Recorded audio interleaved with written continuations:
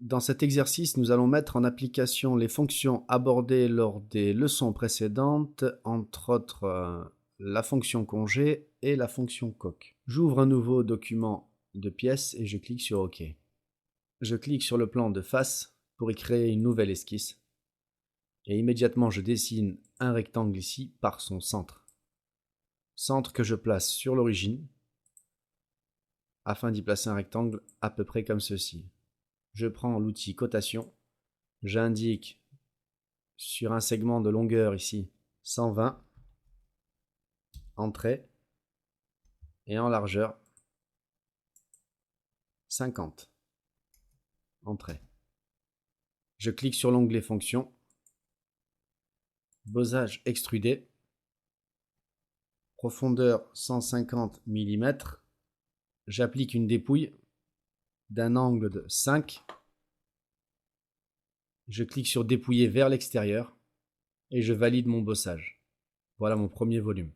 À présent, sur le plan de droite, je clique pour ouvrir une nouvelle esquisse et je clique sur Normala pour l'orienter face à moi. Dans le menu SolidWorks Affichage, je vais demander à afficher les relations d'esquisse. Je prends l'outil ligne pour dessiner mon contour en partant de ce coin, un tracé comme ceci. Clic droit, sélectionné. Je reprends l'outil ligne.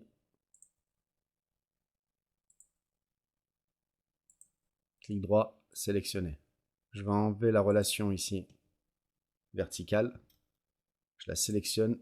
Pour celle-ci également, supprime au clavier. Je vais ajouter quelques relations à l'aide de la touche CTRL enfoncée.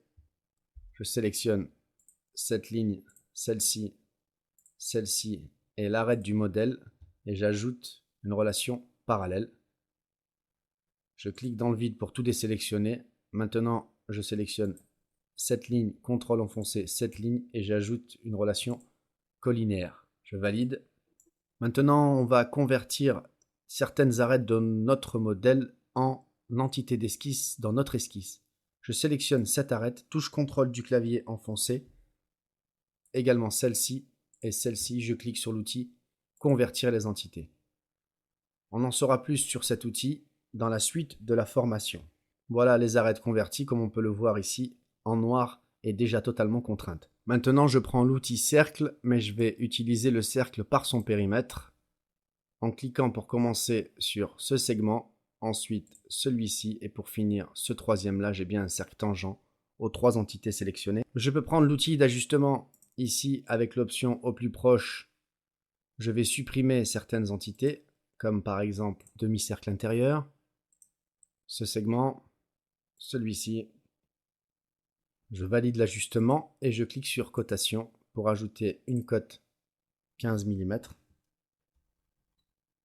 Entrée, je dézoome et ensuite entre ce segment et celui-ci, là je vais mettre 5 mm, je valide. Encore une dimension ici, ce segment. Alors de la même manière, regardez, il faut vraiment être proche de la ligne pour être sûr d'avoir une cote parallèle au segment. Donc là, je le suis, je fais clic droit pour verrouiller la cote. Maintenant, je vais bien avoir l'orientation souhaitée. Je clique et je vais ajouter 60 mm. Toujours dans le menu SolidWorks Affichage, je désactive les relations d'esquisse et je vais sélectionner cette cote de 15, supprime au clavier. Je vais plutôt indiquer la cote entre ce segment et celui-ci pour être sûr d'avoir vraiment facilement la bonne orientation. Je clique, je veux 15 mm, je valide. Mon esquisse comporte encore des entités bleues, donc clic droit sélectionné pour voir un peu. En sélectionnant ce point, voilà, je me rends compte qu'ici, donc je sélectionne cette entité, contrôle au clavier cette entité, je veux une perpendicularité. Voilà, qui contraint totalement mon esquisse. Je peux passer en vue isométrique et procéder à un enlèvement de matière dans les fonctions enlèvement de matière extrudée. Alors, on constate qu'on n'a pas d'aperçu, donc on pense bien que la fonction ne va pas être réalisée. Et si vous regardez le pointeur de votre souris, vous avez bien le petit symbole de contour sélectionné. Effectivement, dans mon esquisse, il y a un souci. Il se situe ici au niveau de l'intersection entre le demi-cercle ici et le segment, ce qui crée en fait 2 contours. Donc je suis obligé de cliquer sur contour sélectionné et lui indiquer ce contour et celui qui est au-dessus ici, le petit contour, pour former l'ensemble de mon esquisse. Dans la direction 1, à travers tout. Je coche la direction 2 également, à travers tout, c'est bon. Je valide. Voilà mon enlèvement de matière. À présent, créons une esquisse sur cette surface plane. Je clique dessus immédiatement, esquisse, et je l'oriente normal à moi. Je sélectionne cette arête et je clique une nouvelle fois sur l'outil convertir les entités. Voilà déjà une première ligne dans notre esquisse. Je valide. Je veux maintenant sélectionner ce segment et je vais cliquer sur l'outil décaler les entités. Je veux uniquement 1 mm. C'est bien côté droit. J'accroche mon panneau parce que j'en ai encore besoin. Je valide. Je fais de même pour ce segment. Et je valide. Et je ferme l'outil décaler les entités. Je prends maintenant l'outil ligne de construction. J'essaie de trouver le point milieu ici sur ce segment. Voilà qui est fait. Et je trace une ligne d'à peu près 30 comme ceci. Je relâche. Je prends maintenant l'outil cercle. Et je vais tracer un cercle pointant sur le centre de la ligne de construction précédente. Immédiatement l'outil cotation, je vais tout simplement coter cette petite ligne de construction à 30. Je valide. Clic droit, sélectionner. Je prends le cercle, touche contrôle du clavier, une des entités qui est ici, tangent. Et je valide. Je vais prendre l'outil ajuster les entités et je vais cliquer sur certaines entités superflues comme ces arcs de cercle, les segments qui sont au-dessus ici.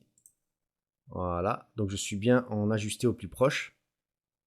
Alors ça c'est la cote de 1, vue précédente. Maintenant je vais utiliser l'ajustement option coin et je vais lui demander de me créer un coin entre ce segment et celui-ci. Il y a une surcontrainte mais cela n'est que temporaire. Même chose entre ce segment et celui-ci. Voilà, l'esquisse n'est plus sur contrainte. Je valide l'ajustement et je passe immédiatement dans l'onglet fonction pour appliquer un enlèvement de matière. Je bascule en vue isométrique pour qu'on voit ça de plus près. Je mets tout simplement dans conditions de fin à travers tout et je valide. On doit encore réaliser un enlèvement de matière sur la face arrière, donc je retourne mon modèle, je clique sur la face arrière, esquisse. Immédiatement normal A et je prends l'outil rectangle mais par sommet et je trace en créant une relation de coïncidence ici un rectangle comme ceci. Bien entendu l'outil cotation. Une cote entre cette arête et cette entité 10 mm. Entrée. Entre cette arête et cette entité 20 mm. Je valide. La même chose de ce côté. Pour centrer ce rectangle. 20 mm. Je valide. Voilà. Immédiatement, fonction enlèvement de matière. Alors une vue isométrique pour être sûr qu'on enlève du bon côté, ce qui est le cas. À travers tout dans la condition de fin. Et je valide cet enlèvement de matière. Quelques congés à présent pour arrondir certains angles. Je clique sur la fonction congé. Je suis bien en mode filette experte. J'ai un rayon de 10. Et je vais appliquer des congés de 10 sur cette arête et celle-ci. J'applique. Je change le rayon à 5 mm. Et je vais tout simplement cliquer sur celle-ci. L'option propagation tangente étant active, j'applique également ce congé de 5 et je valide pour sortir du congé filette experte. On va maintenant appliquer une fonction coque pour retirer toutes ces épaisseurs de matière en trop. Je clique donc sur la fonction coque. L'épaisseur de la coque, au final, je veux 1 mm. Les différentes surfaces. Alors, il va falloir sélectionner un certain nombre de surfaces. C'est assez symétrique, donc vous devriez pouvoir vous y retrouver facilement. Par-dessus, ici également, là et là. Ici et là également. Je vérifie que je n'ai rien oublié. Validons alors comme ceci. Voilà, je me rends compte ici que j'ai oublié des surfaces en dessous. Donc je clique sur la coque 1, éditer la fonction. Je me retourne, j'avais oublié ces deux surfaces-là. Pas de problème, je les rajoute. Et je valide pour voir que maintenant ma coque est bel et bien réalisée. Une dernière fonction d'enlèvement de matière ici sur le plan de droite. Je clique, j'ouvre une esquisse normale A pour me positionner. L'outil cercle. Je pointe cet arc pour faire apparaître son centre et y centrer mon nouveau cercle. L'outil cotation Je code ce cercle d'un diamètre 5 mm, je valide, je repasse en vue isométrique, on est bien dans le plan de droite, je clique sur fonction enlèvement de matière. Alors il va que dans un sens, j'active donc immédiatement la direction 2 et je spécifie à travers tout pour les deux directions comme condition de fin, je valide. Voilà donc notre pièce modélisée grâce à des fonctions vues dans les leçons précédentes.